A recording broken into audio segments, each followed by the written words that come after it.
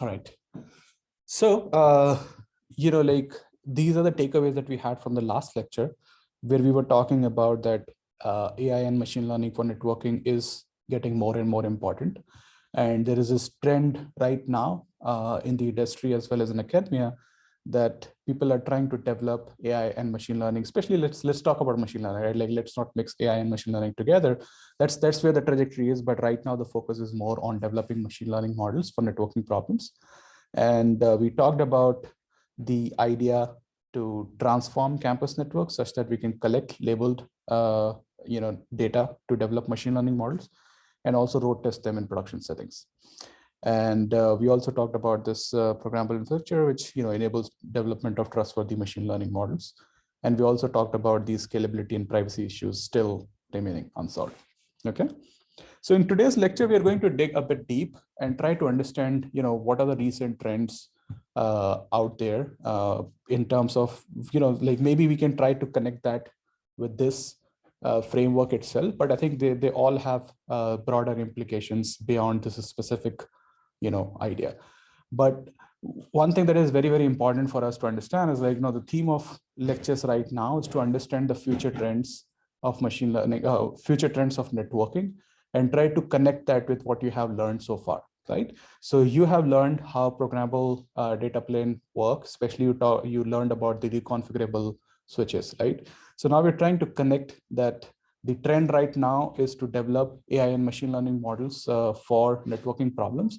And we're going to learn about how programmable switches are going to enable that transformation, okay?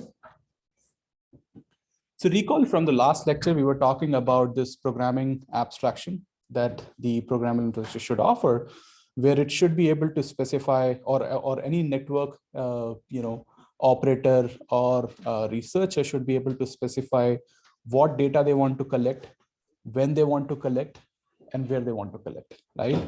And I think focus on when part of this abstraction, where it says, like, the first example, it's trying to say that collect the quality of experience label for YouTube service from library when latency inflation is greater than 20 milliseconds, right? So we didn't discuss this latency inflation in great details when we were talking about the programming abstraction, but I think it's worth talking about what this metric is, because it has a very strict connection with the previous set of lectures that you had about extracting metrics from the network in near real time, right?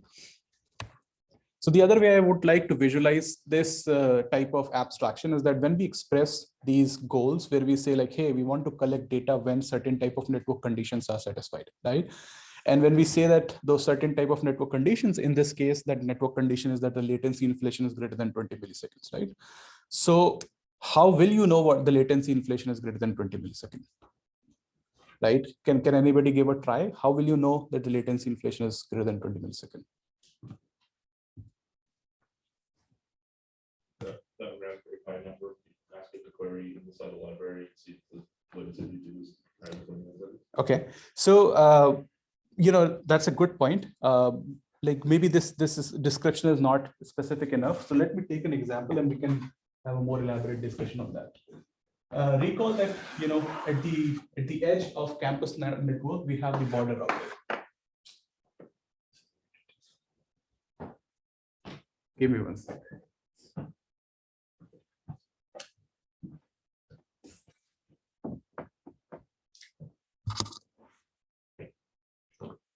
So this is say UCSB's campus network. This is say the router at HFH. Okay, and then you have a bunch of access points, and you have a bunch of WAN ports as well for Ethernet connections. Okay, and you have a bunch of let's call them bunch of devices that are connected through the HFH. Now HFH is connected to I'm skipping some steps because typically you will have bunch of intermediate routers. So can anybody tell me that what type of routers or devices should you expect in the middle of the network?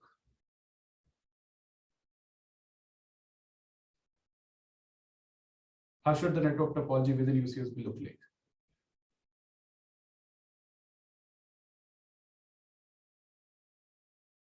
So do you think the border router should be directly connected to the building routers like HFH? No? Okay. Reason? Any reason? Any specific reason why that should not be the case?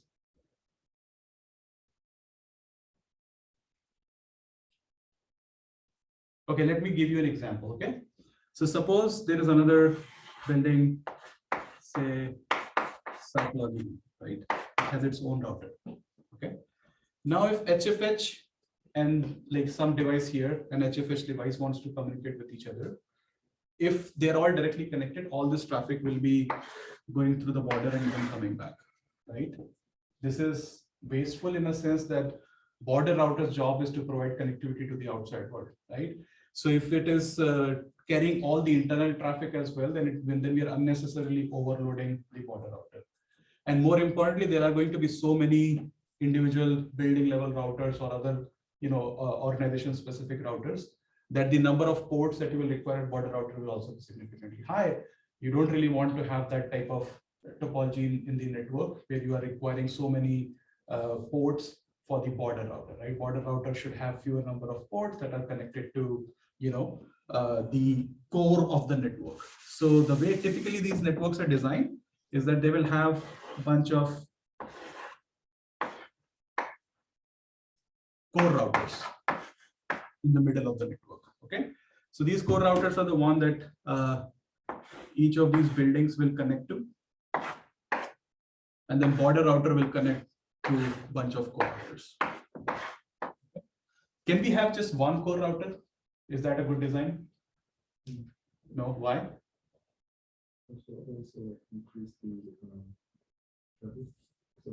So what like load will be high on just one device? Okay, any other reason why? Yeah, so fault tolerance will be an issue, right? If one device just fails, then the entire connectivity is gone, right? So the typical approach is that you should have at least two core routers that is like providing connectivity to all the devices, all the intermediate routers out there, so that if one device is off, at least you have a backup path to take the traffic in and out, right?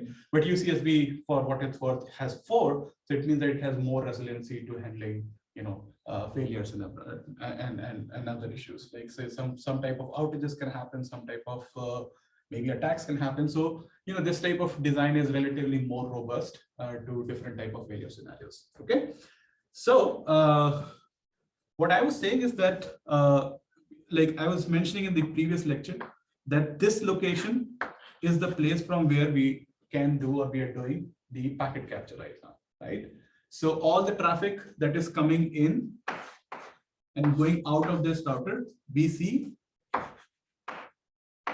those packets coming to the pizza switch,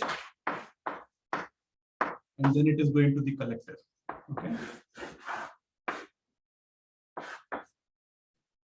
Is that clear? Okay. So now, when I'm saying latency here, what I really mean, and it should be more specific, is that I'm talking about last mile latency, right? Because from my network's perspective, what I really care about is the latency within my network, right? So what will be a last mile latency? Can anybody guess? Like when a packet comes in, how will you define last mile latency?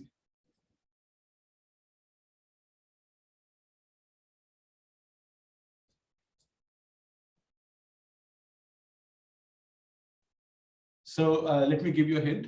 Packet comes in, I can see that packet, right? So I can note the timestamp for that packet. That goes down to one of the device. Assuming that this is TCP traffic, then the acknowledgement will come back. So I can see the return path or the return packet as well. I can match the two, take a difference of timestamp between the two, and that will give me a sense of last mile latency or last mile RTT that I have for that packet. Is that making sense? So if there is some problem in my network, right? So maybe, like this router is having some more packet drops, higher than usual, then I will, or it has a huge queue build up somewhere in the middle of the network, then I will be observing that behavior when I'm keeping track of this last mile latency, right? So what do you think is a reasonable last mile latency for UCSB campus network?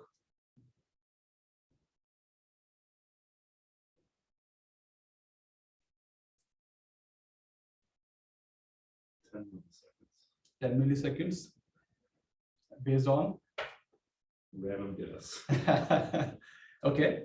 So tell me, what is the propagation delay for a particular packet within UCSB? Let's assume that, like this end-to-end path, like, back and forth, that is at max 10 kilometers. This is too much, but I'm considering an extreme topology here. So can anybody tell me how long will it take for the packet, assuming that it is doing speed of light, right? Of course, the transmission is going to be a bit smaller than speed of light, but let's assume speed of light. And can anybody give me a quick estimate of how long it will take? Maybe several hundred nanoseconds. Several hundred Nanoseconds. nanoseconds. 30 microseconds. 30 microseconds, so 300 nanoseconds, right? So, 3,000 nanoseconds. 30 microsecond is what? 30,000 nanoseconds. Okay, so 30 microsecond is what the propagation delay is going to be if it is 10 kilometers. Okay, so that's very small, right? Ideally, if there is no queue build up anywhere in the network, I should only see 30 microsecond of delay, right? Then when the packet is going in, it's going to a particular device. So that is also going to take some processing, right? So the acknowledgement is not available at the interface, network interface, right? The packet has to go up in the kernel stack. Then the TCP that is running in the kernel stack is going to generate the acknowledgement packet. Then acknowledgement packet will go in.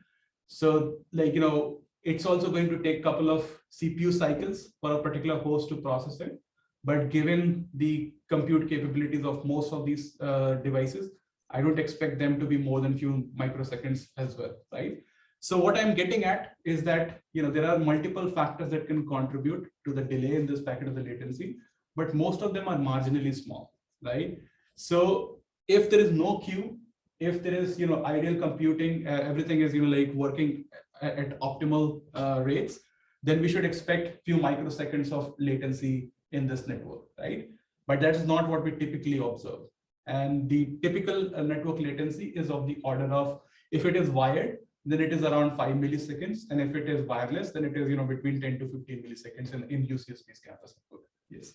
So this is one baseline that we of expectation that we have. Now, when do you think the latency can be inflated, right? So when do you think that we will observe a higher latency in a network? When we have high traffic on like a single core router or like a single building router. Okay, yes. So for basically any device that is shared by multiple flows, if they have a big queue buildup, then the packets will spend a lot of time in those queues and wait for those queues to be cleared up, and then eventually they can go out, and that will contribute to this increase, right? So where given most of the network is wired, do you expect to see a lot of queue buildup within the network, within the wired part of the network? It depends on how the network is provisioned, right? So if network is provisioned with low capacity links, then that is a possibility that if you're sending traffic at 10 Gbps and the link capacity is 1 Gbps, and queue buildup will happen, right? But most of the time what happens is that this type of queue buildup happens on the access point, right? So wireless access point, you probably have few here as well. So wireless access points are the ones where the queue buildup happens. Can anybody tell me why the queue buildup will happen on wireless access points?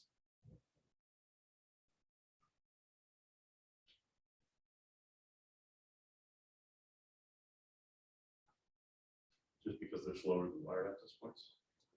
Yeah, well, why do you have a sense of why?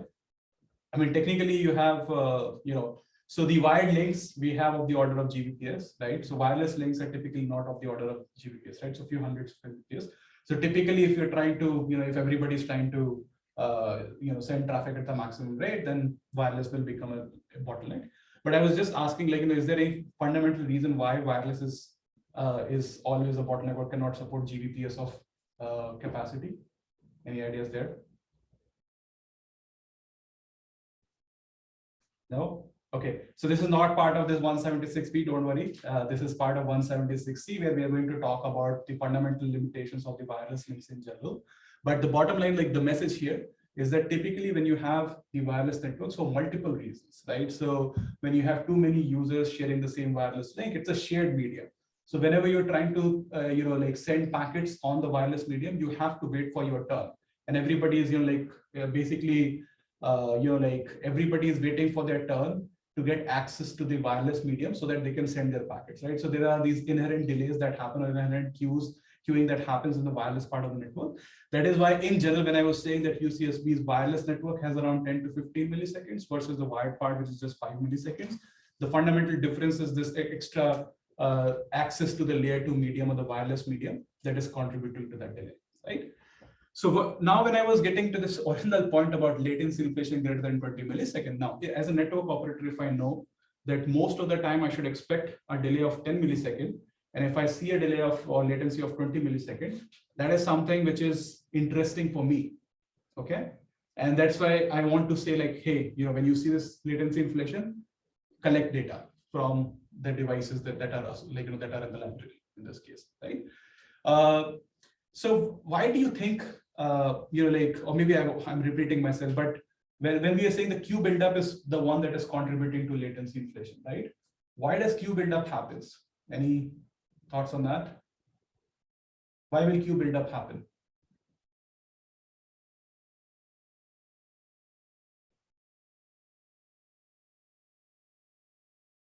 Yeah. Yeah. Is it just like if you have more packets coming that you can like process? Like the incoming rate is more than the outgoing rate. Right. So typically, we always think about these GBPS links, but most of the network activity that you're doing will not be able to saturate the network and will not be leveraging this gigabit capacity, right? For the reason that you might have gigabit capacity here, but if you're trying to access any service outside UCSB, they will have completely different bottleneck links, and maybe those capacity are of the order of few hundred Mbps or tens of Mbps. So in most cases, particular a flow will not be requiring this gigabit capacity in general, right? So if you look at the distribution of the data rates for different type of flows, it's usually much smaller than the capacity, right? But still we see queue buildups, because if for instance, there is this synchrony between multiple sources or multiple users trying to send or receive data around the same time, then those bursts of packets will be coming in on the network and the queue buildup will happen, right? So it's also important to understand that, given the nature of all these web applications and services right now, we expect that the network traffic is bursty. We expect that there is a lot of randomness in those bursts in general. And most times the networks are not saturated, right? So whenever there is synchrony between the requests and responses, then we see queue buildups happening, which means that those events are relatively rare, right? But when they happen, then they have a huge implication on the quality of experience for different type of applications, right? So as a network operator, I might be interested in the network conditions when we are seeing this type of latency inflations, right? And these type of latency inflations are not something that we expect to be persistent. If these issues are persistent, which means that we have not provisioned the network correctly, we don't understand the demands, like the average demand of the users on the campus network, or maybe during some times of the day we don't understand how much capacity is required and we have under provisioned the network. So whenever, like if I see this type of latency inflation consistently across all users or multiple set of users, I know I have made some mistake configuring or provisioning the resources on the network. I need to maybe buy more devices, I need to invest in more optical links, right? But if I see this type of event happening every now and then in most cases in the previous era of network management, people just ignored this, right? Yes, there was a latency inflation of 20 milliseconds, 50 milliseconds for some time, but who cares, right? But as you know, that now the focus is more and more on video conferencing applications and in general real-time applications. Then this period of some few seconds when the latency inflation is as high as 20 milliseconds, so 20 is actually small. Think about as high as 100 milliseconds for 1 or 2 seconds, or maybe 5 seconds, that will have a huge impact on the quality of experience for different type of web applications, right? So from that perspective, if I'm trying to build any type of machine learning model that is trying to infer your quality of experience just looking at the packet traces. So these are the instances which are interesting for me, right? Because I will have more entropy in the data that I'm collecting, that, when I'm collecting data, when there is a high latency inflation, right? Then I will see some interesting data point that maybe the quality of experience is not at the optimal. So I will see the dynamics of how the quality of experience metrics change for different type of applications. And I will be able to increase the value that I'm generating from the data sets that I'm curating here, right? Because if as I said, in most cases, or for almost all the time, the latency inflation will be around 10 milliseconds, which is very normal, right? If I keep on collecting data around that time, and I try to use that data to train machine learning models, it will be not very valuable for me, right? I'll just be, skewing myself towards one type of distribution. And then the moment those distributions change, my machine learning models might not work as effectively, right? So this is the reason, if I want to increase the quality of labels that I'm collecting, then this type of framework is important, right? But now, when I say that, I want to collect this data when the latency inflation is 20 milliseconds. So I need some mechanism to compute that the latency inflation is 20 milliseconds. So how do you think I can do that?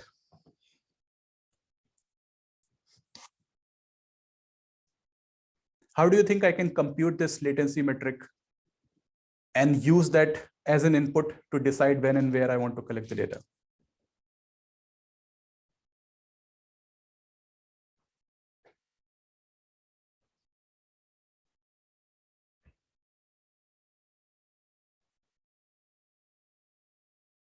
So do you all agree that this metric has to be computed in real time? Right? What is the tool that we use to compute metrics in real time?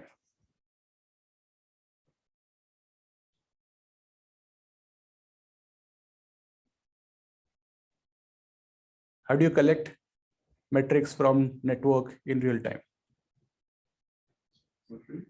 Huh? Yeah, you use streaming telemetry systems, right? So you basically, there is a continuous stream of packets coming in. This is a metric that you want to extract. Then you would write queries that will extract this specific metric, compute that in near real time, and then use that as input to decide your policy of when and where you want to collect the network, right? Is this making sense? Yeah, is it making sense? So tell me what will be the query for this type of metric? How will the query look like?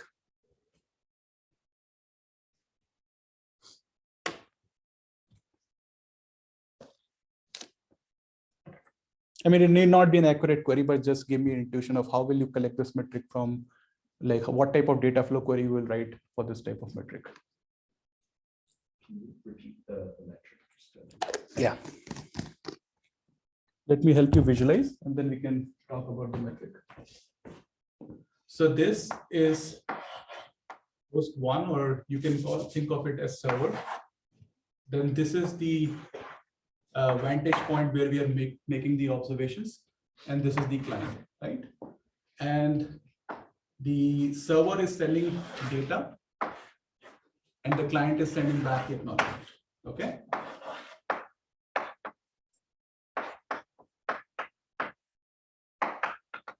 This vantage point is basically the border router, because we're observing packets there, right? So now I can technically extract the timestamp here. I can extract the timestamp here, and technically take the difference between the two. That is the metric I'm interested in. Now tell me the query.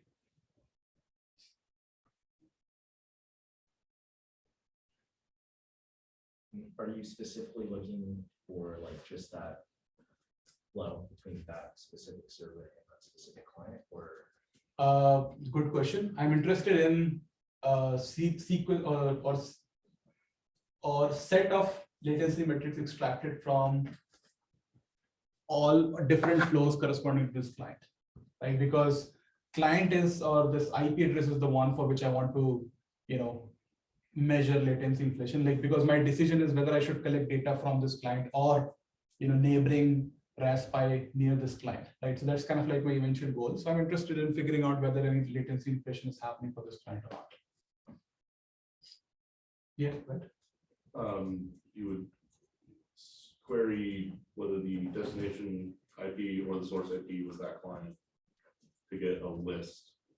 And then you'd somehow have to match the incoming and outgoing data and acts.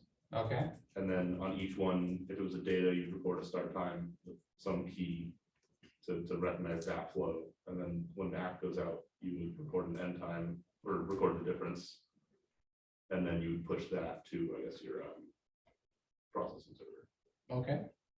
Any other addition to that? Did everybody understand what he said?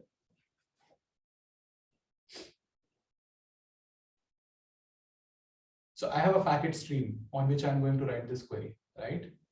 So I should, like, you know, the workflow should be that first I should write a query that computes the timestamp for 5 tuples and a packet sequence number, right? For a TCP, sequence number is the one that is helping us distinguish between different packets, correct? Okay, so that is one query. So let's think of that as you know, like I'm getting, you know, T1. This is say T1. This is T1. This is T2. We are interested in computing the difference between the time, right? So I will write one query that is just giving me a sequence of you know, like the T1 values for all pairs of 5 tuples and the corresponding sequence number. Is that correct? Is that making sense? Okay. So like, you know, the output of this query will be some key value pair, where key is the 5 tuple and the sequence number.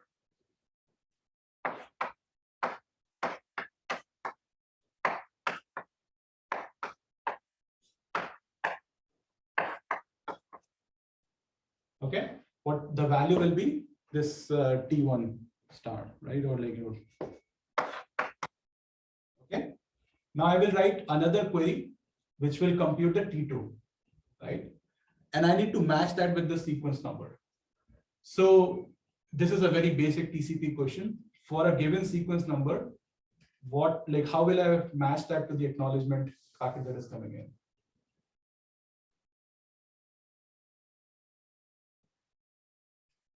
So like, you know, packet will be sending me some acknowledgement. Like if I send a data packet with some sequence number, I'll receive an acknowledgement number. What is the field in the acknowledgement packet I should be extracting? Okay, so let's talk about the basics of TCP, right? So in TCP, there is a field which is giving us a sequence number, right?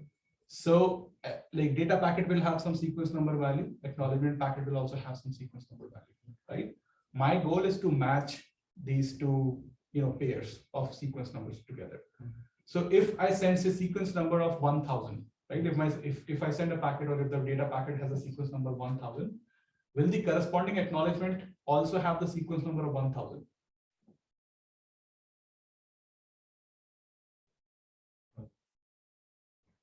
Just add the length of the data that you just sent.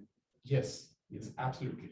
So it will not be a one-to-one mapping, or like, you know, the sequence number there will not be exactly the same. The sequence number will be the sum of the sequence number of the data packet and the size of the payload in the TCP packet. That will be the sequence number of the acknowledgement, right? So I need to do this type of correction before I can do that match, right?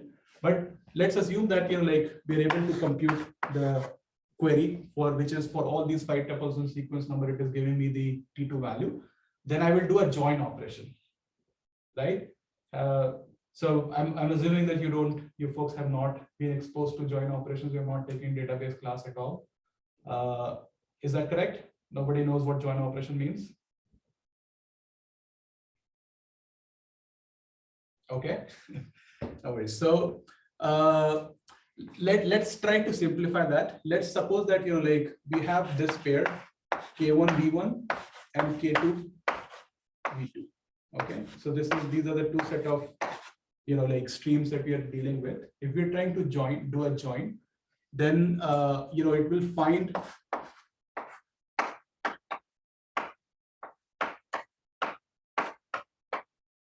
So this will be kind of like the output of a join query where the key will be the one that is, overlapping between these two streams, right? So if I have the 5 tuple sequence number and some value here and 5 tuple sequence number for this type of query, then the one that are matching with each other will be, like part of the output stream. And this is an inner join where we have two L and R streams, and then we are trying to do a join operation. Then it will find an inner combination of, like which keys are common in both these streams, and it will take pair of those values here, right? So if I do a join, I will have both these values, and I can just apply a simple map operation and take a difference between the two. Okay. So, this is a bit complex query to deal with, but I'm just exposing you that, if you can support data flow, abstraction in expressing these type of analytics tasks, there's no limit on what type of queries and tasks you can express, right? And this is a relatively complex looking task, but at the end of the day, using these data flow abstraction, we should be able to compute this metric that we are interested in, right? And after I do a map where I'm taking, K3, V1 minus V2, or V2 minus V1.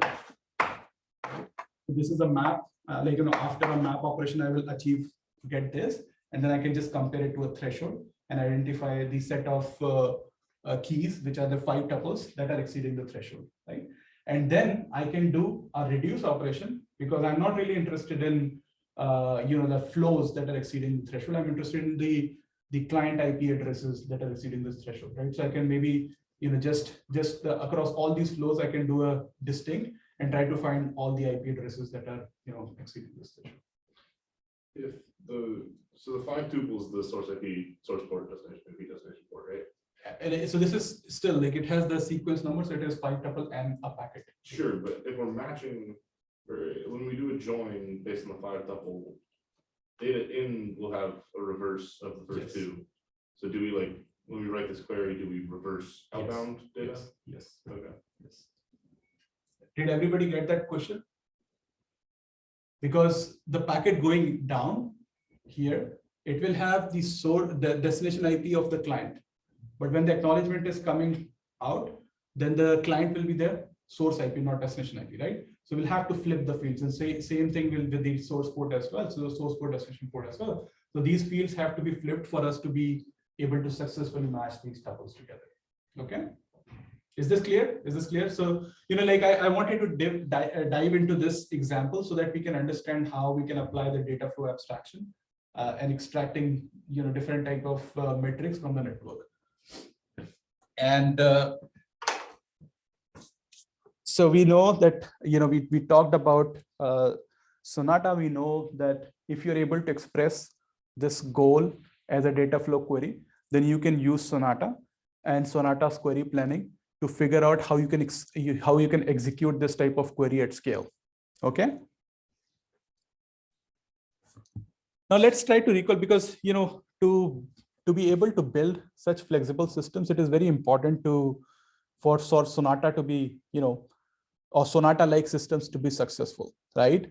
And I mentioned when we were talking about Sonata earlier as well, that Sonata is not the ultimate solution. It is a step in the right direction, but it is not the ultimate solution. Okay, so now let's try to understand, under what circumstances Sonata is not really working, especially given how critical Sonata's working is for building, systems that can collect meaningful network data or meaningful labeled data set that are further critical for developing machine learning models that are, in some sense existential crisis, is existential crisis for the networking community right now, that they are not able to train machine learning models that they can trust. To train these type of machine learning models, they really need to collect meaningful data.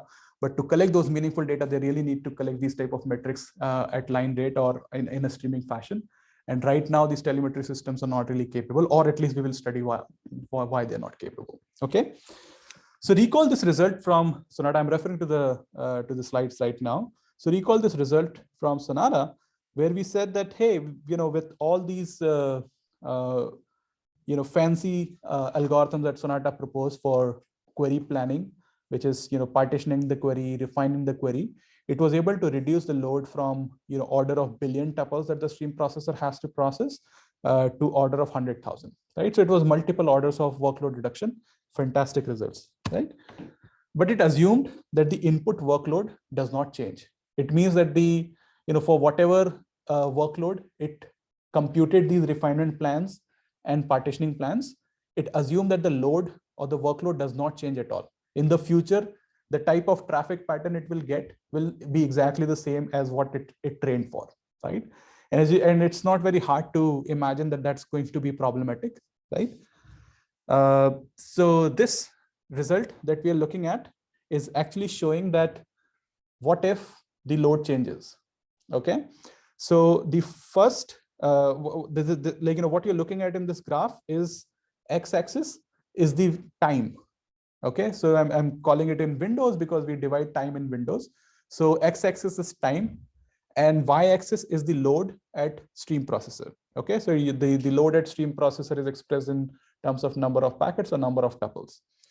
The red square block that you see is the window for which Sonata was trained and performed, right? So you see that, for that specific window where it was trained, it was able to find this perfect query plan, and it was able to reduce the workload to around 10 to the power 4, right? But now if we use the same plan on future windows, right, where the traffic patterns are slightly different from what it was trained for, and you can see that it goes as high as 10 to the power 7, 10 to the power 8, right? And this is almost the same as the red line is basically the total number of packets that are coming in, right? So in some sense, if you use these stale query plans of Sonata on new data set that is a new stream of data that is coming in, there is almost no benefit of doing this query planning at all, right?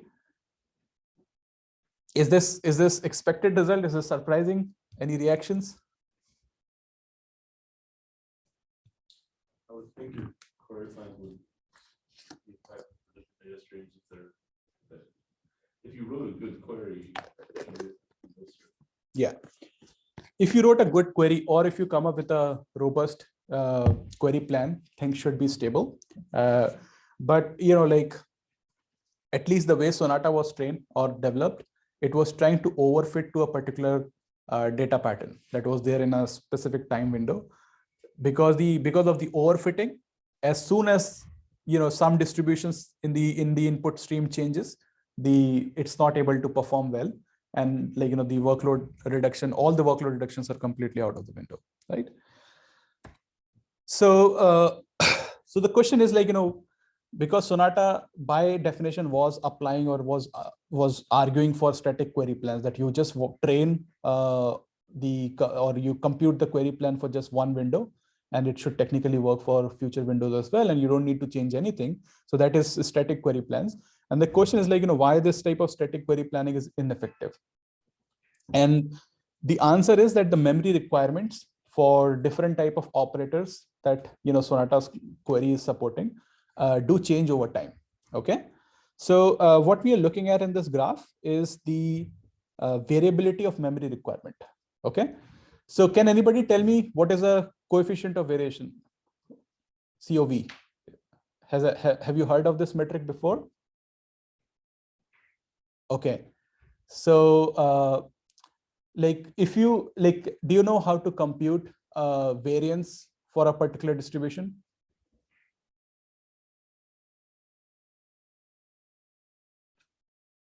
So if you want to know that a particular time series has a lot of variability, how will you quantify that?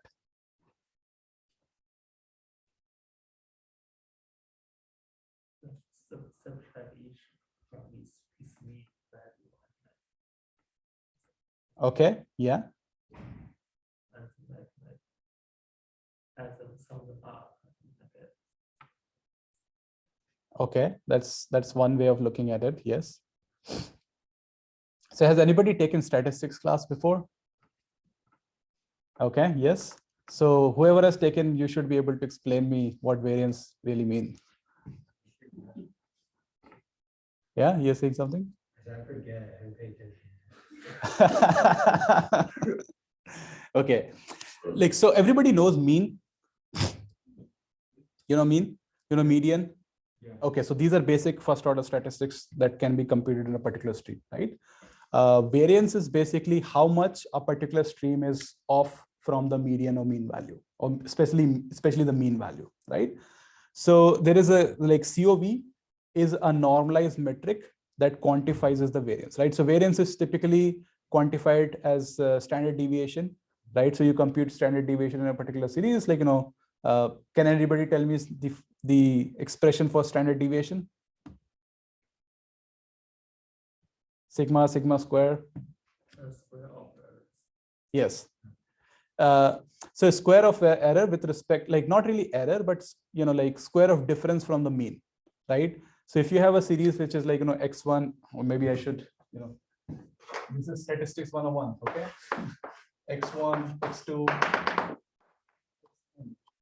So if you're given these set of values, and you can, in context of this problem, you can think of that as the memory requirements for a particular operator, right? So if this is the sequence of memory requirement for a particular operator, and then x mu is the mean value, right?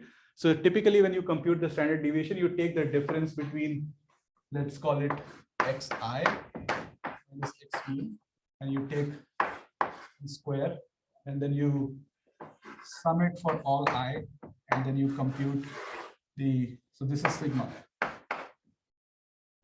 Okay, so take difference with the mean, then come do a square of that, and then take sum of all those squares, right? So like if you just take the sum of all those squares, that's sigma square, right? And then if you want to compute sigma, then you just have to take the square root of that sum, right? So this is the statistical definition of like the variance that we have in a particular series of data points. And the coefficient of variance is just, so this is still, around like it depends on the value of this x mu, or the mean of the value. So if you normalize that with respect to mean, then I think it just normalizes the COV value. And now when we understand how that metric is computed, like you can think of that as a measure of degree of variability in the signal, right? So if these signals are highly variable, or if the memory requirement is highly variable, so that you require 1 KB one time, and then you require 100 megabytes the other time, this is an extreme example of high variability in the memory requirement, right? So COV is basically computing that metric, and what you're looking at is the distribution of that value, the red line, and you see that the different operators that you have in the query, there is a huge spectrum of variability, right? So some of them have high COV, some of them have low COV, right? And the blue line is basically, if I take the sum of all the memory requirements of all operators, then that is the COV of that total sum, right? So you see that a significant fraction of operators have this COV greater than the total, and significant of them have a COV smaller than that, right? So what it is telling me that if I take the sum of all these different operators memory requirement, that variability is relatively small, but the variability of individual operator is extremely high over time. Okay, so how does that manifest? Now let's try to build some intuition. Okay, so if you have computed a query plan where you assumed that a particular operator is, say, going to take 1 megabyte of memory. Okay, if there is a variability, then there are two types of things that can happen, or three types of things that can happen. One is that the operator in the next time window is going to require exactly 1 megabyte of memory. Fair? That's a perfect world. If what you have provisioned for is what you will also be requiring in the next time window, that's perfect. But there are two other extreme scenarios that can happen, that maybe it will require more than 1 megabyte, or it will require less than 1 megabyte. Okay. Now tell me which is a more desirable situation out of all the three. First one is definitely desirable. Okay, but is the second or third out of them, any of them are more desirable?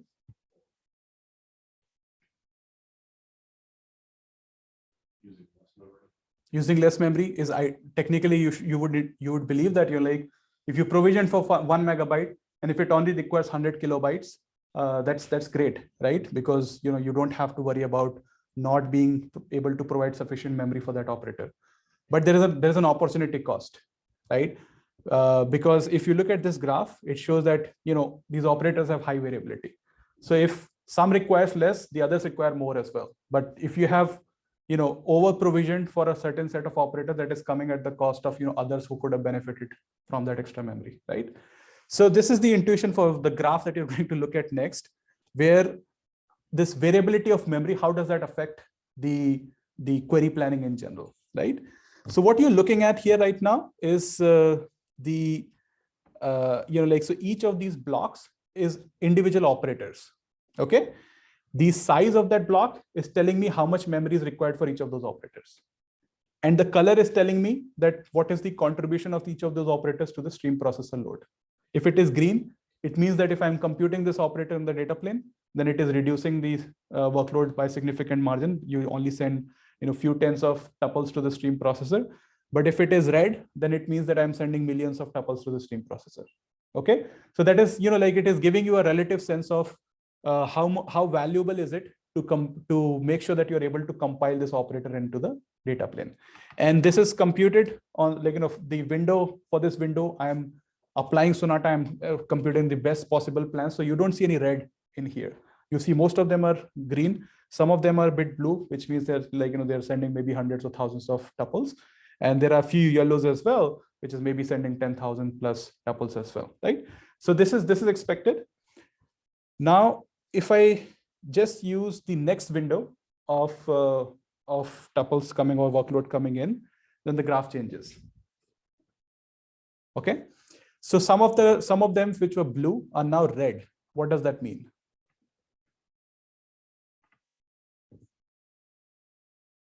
If some of them were blue, meaning that I was able to successfully execute the entire operator in the data plane, then I was sending few tuples into the stream processor.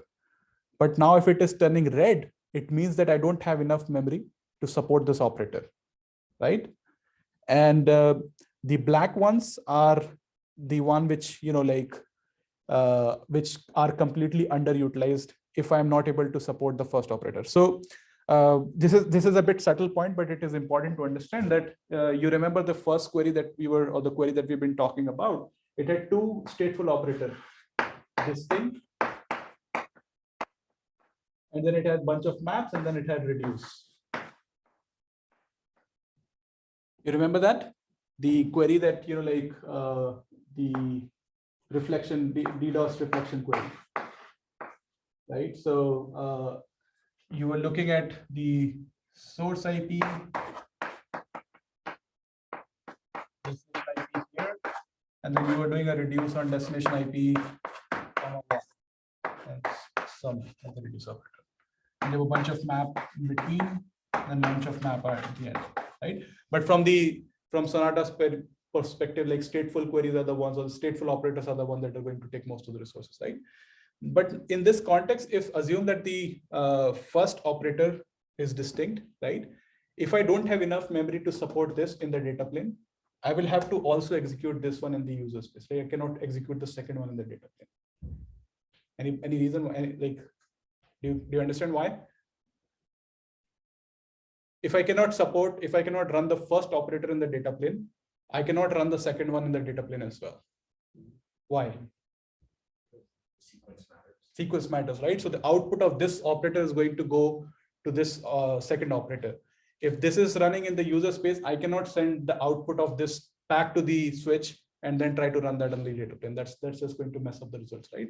So this is the case why we see that some of the black operators in the graph as well. The black ones are the ones which are second stateful operator in a query, and they cannot be now supported because the first one is booted out of the data plane. Okay.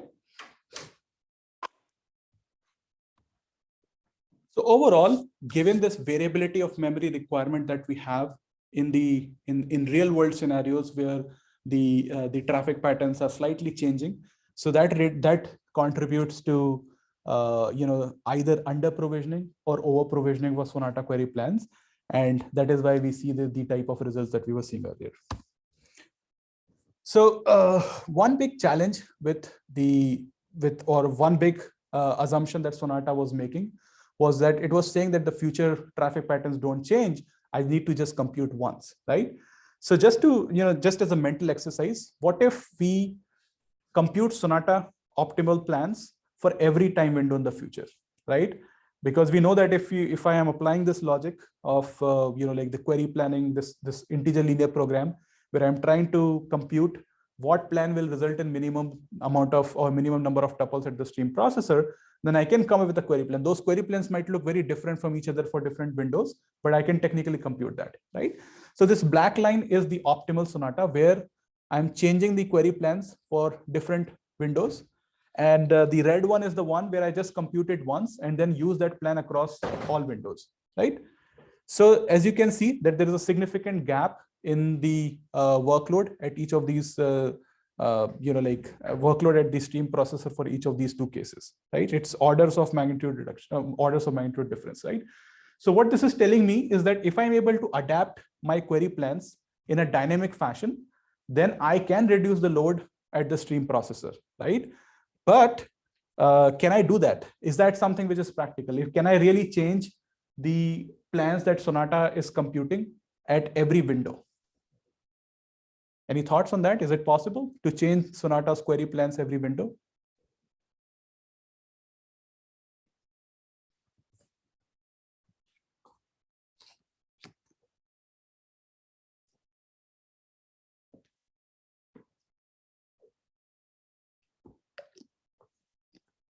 A window here was free, something like that. Yeah. So window is 3 seconds long. Yes. Yes. Yes. So, like one challenge is that you have to compute, right? So you have to process all this data. Maybe all this processing is not possible within 3 seconds. That is one challenge. Let's assume that is not a limitation. Let's assume we have supercomputers that can do that. But even if I can make those changes, is it possible for me to change Sonata's query plan every window?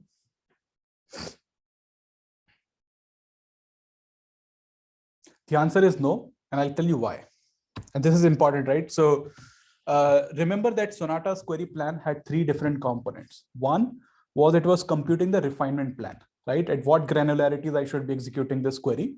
Then it was trying to figure out that, how am I going to, how should I configure the data plane? What register size should I be using so that I can, compile a particular stateful operator into the data plane. And third, it was deciding that, okay, once I've sized these registers, once I've decided the refinement plan and partitioning plan, I need to map the data flow operators to specific stateful ALU and registers out there, right? So there are three parts to it. The first 2 parts, which is, the refinement plan and the register sizing, these things cannot change at runtime. Even if I am able to compute the perfect plan, whatever time it takes, even if I'm able to do that, if it tells me that I need to change the refinement plan, I cannot change that, right? Because if you remember, refinement plans are computed over consecutive windows, right? So I'm like, if I have a refinement plan where I have 4 levels, first I'll run at query at /8, then /16, /24, /32, right? So the final answer will be after 4 windows, right? So if I am changing my refinement plans at every window, then I'll be just messing up the output of these queries. Yes. The entire refinement plan was deployed to begin with. Like you had a match action table that said match on whatever we're refining for, and then you had an action for each level of refinement.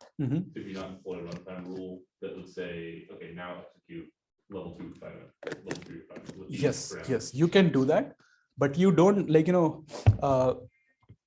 so you don't know that which is it going to satisfy the query now or not, right? So technically what we observed was that maybe the most refined query, that output will maybe the portion of traffic that will satisfy that query might be very small, but almost always the coarser queries will get satisfied, right?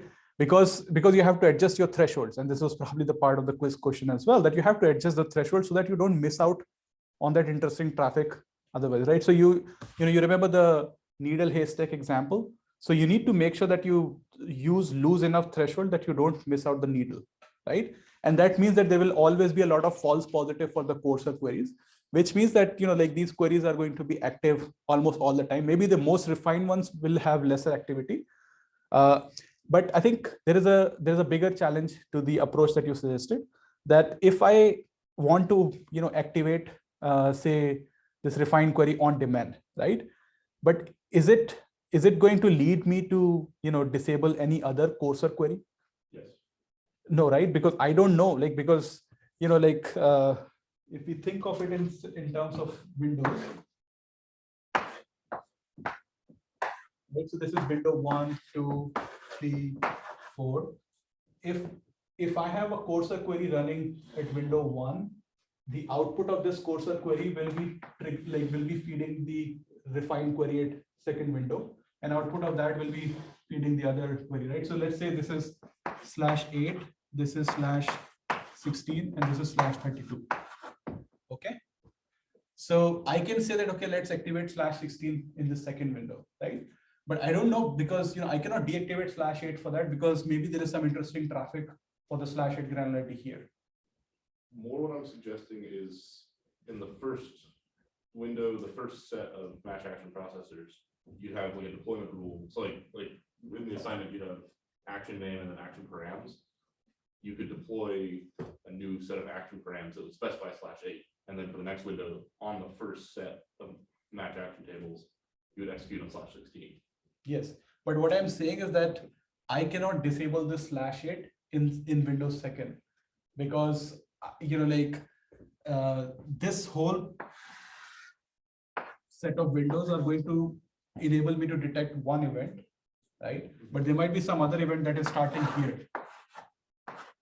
I need to still run this /8 query at this time, so that I can find that later event eventually, right? So all these queries have to be executed continuously, because if I disable any of those queries, then I'm missing out on the opportunity of detecting future events. Okay. So the bottom line being that I cannot change these refinement plans on the fly, or at least not at the granularity of every one window, right? Because while I'm changing this refinement plan, I'm still computing the output of the previous window and so on, right? So this is not feasible. Changing the register sizes is also not feasible, right? And that is a hardware constraint that I have, that if I have to change the size of the register, then I have to recompile the hardware target, right? Because I have to rerun, generate a new P4 code, and then push that P4 binary to the data plane, and that will require me to, reset the hardware target, and then come up with these new set of registers, right? Typically, if I do that, it will take my switch down for order of few tens of seconds, right? So that's kind of like a lost purpose. If I'm, for every 3-second window, I'm taking my switch down 10 seconds, that's not a feasible option, right? So I don't have these options. So that is why I cannot go with this, utopian goal of computing Sonata plans every window and then executing those plans on the fly, right? I cannot do that. So to address that, there is a ongoing work which is trying to, address this problem, where we have this, dynamism in the input workload. To address that, it is trying to break the query planning into two portions. One, it is trying to do initial or bootstrapping algorithms, where it is trying to find one refinement plan that is going to work fine across all these windows or all this period of time, right? It is, it should be something that enables enough flexibility not to, overfit it to the input data that you have. It offers enough flexibility so that it enables, making better choices over time.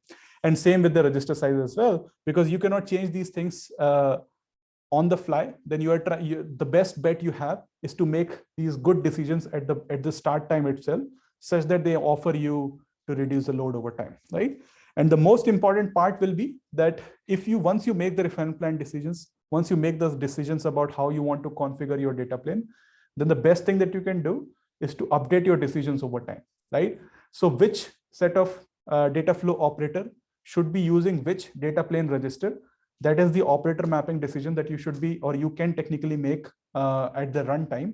And that is your best bet to reduce the load at the stream processor. So I think, like, in interest of time, I can skip the details for the bootstrapping algorithm, but it is exactly what I said, that, your goal is that you want to select one refinement plan that maximize, well, okay, I'll skip that detail, because, this is a bit of a detail, which maybe we can cover later. But the point is that you should be choosing the right refinement plan, right register sizing, that enable you enough flexibility such that when you're making these dynamic decisions about how do you map these data flow operators to the data plane registers, it offers enough flexibility in making those decisions, right?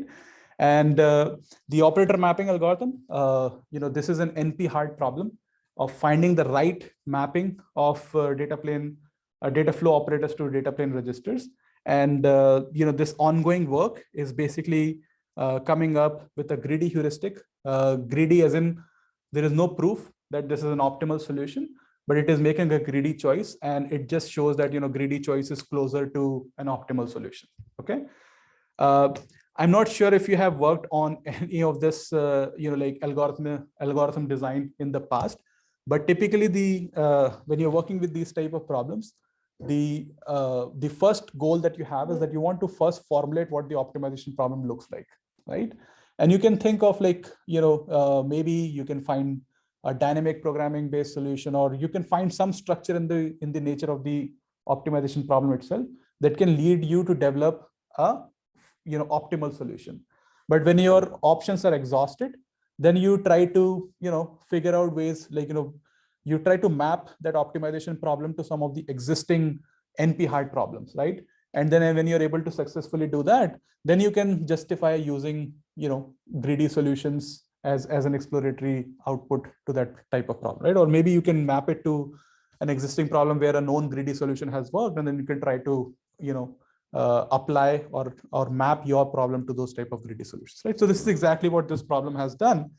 One thing that is important to note here is that when you're making these type of decisions, you also need to know what is the operator mapping, each operator's memory requirement for the next time interval, right? Because as I'm saying that the input workload is changing over time, right? Sonata was assuming that all this information is available to us. It will just plug that into an optimization problem, integer linear program, and compute the optimal plans, right? But this information about how much memory a particular operator will require is not available at runtime, right? So one more thing that Sonata had to do, this solution had to do, was to predict that how much memory a particular operator will require. Once you have the memory requirement, then only you can apply this operator or this greedy heuristic to figure out what is the right mapping decision that you can make. Okay, so this is what are the challenges, I would say. And I think the bootstrapping algorithms are not as important, but I think it is very important to come up with very effective operator mapping strategy such that you make efficient decisions at the runtime. And what you're looking at right now is the final solution. This is called dynamic. And this is the one that is using all the bootstrapping algorithms, using all the runtime algorithms. And what this graph is showing is that it is lying somewhere between the two extremes. One is static query planning, the other is the optimal dynamic query planning. But the optimal dynamic query planning, as we discussed, is impractical. So dynamic is one which is practical. So it is not as small as 10^4. It is coming at the cost of 1 order of magnitude, but it is still more orders of magnitude better than static query planning. Is that clear? Any questions here?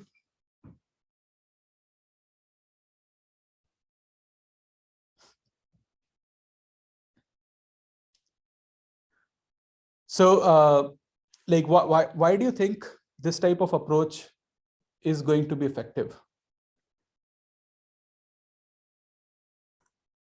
Any intuition, why this should work?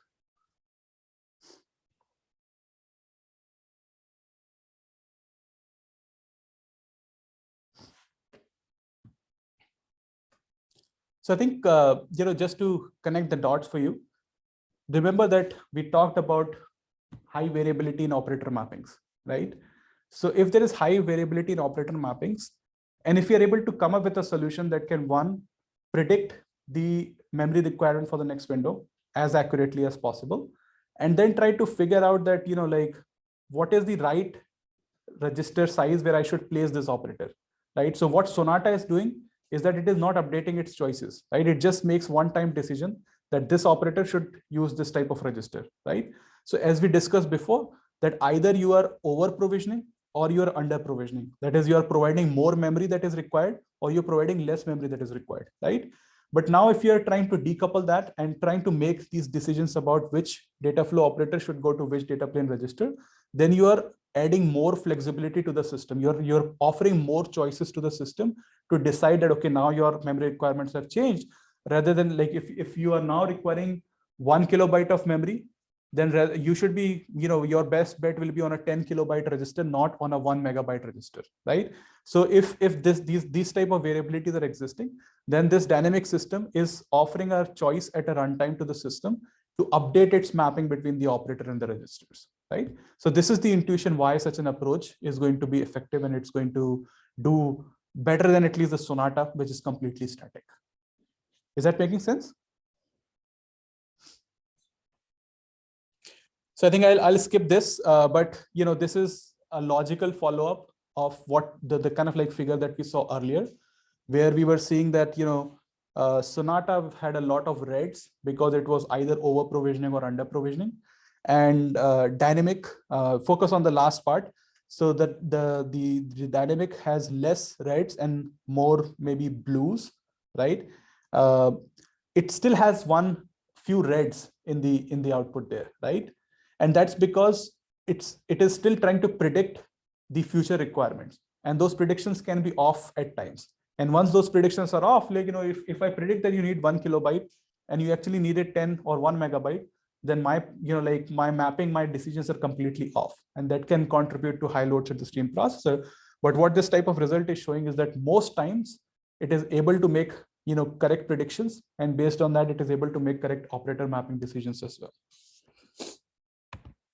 All right, so I'll stop the discussion today, but just to quickly recap what we were discussing today was that we started with this discussion that when we are trying to support, or when we're trying to build a system that is enabling this closed loop data collection, we need to compute certain set of metrics at runtime. And this is a very interesting and like important use case for streaming telemetry systems, that this is exactly what streaming telemetry systems are supposed to do. They're supposed to give you answers to a specific set of queries at runtime or near runtime, or sorry, real time, right? And then you can use those insights to drive your data collection, right? But we talked about that Sonata is the one state-of-the-art solution in this space, but it's not sufficient when we're trying to apply that in realistic settings, right? And the reason why that happens is that the memory requirements are very dynamic over time, right? And the solution that we have been working on is to figure out a solution where we are estimating the memory requirements over time. So how accurately we can estimate that's going to make a big difference. And then once you have the estimation of memory requirements, then you need to figure out an algorithm that maps that to the configuration of the register configuration that you have in the data plane, right? So that's what we learned. And basically, once we're able to combine Sonata with this new set of query planning algorithm, then we will be able to answer those queries more effectively under different type of distributions or different type of network conditions. And that will enable us to collect more effective data that will be useful for the machine learning algorithm that we want to train. Is that making sense to you all? Okay. So I hope you paid a lot of attention to today's lecture, because this will be critical for the final exam. Because now we're trying to combine all different building blocks and pieces that we have learned before, and try to see how those can be combined together to and applied in practical settings, right? And this is something that we are we're deploying and applying in context of UCSP as well. So you should be able to contextualize what's going on more effectively. But more important is that we learned about how we can use data flow abstraction to express different type of analytics tasks with Sonata. Now we are trying to contextualize in this type of setting that if our goal is to build a closed loop system, we need to answer certain or extract certain set of metrics from the network. And we went through the process of how those queries or tasks can be expressed as data flow queries, right? So I'll try to, as part of the final exam, I'll try to cover some use cases where we will, I'll ask you about how we can write data flow queries for those type of analytics tasks. All right.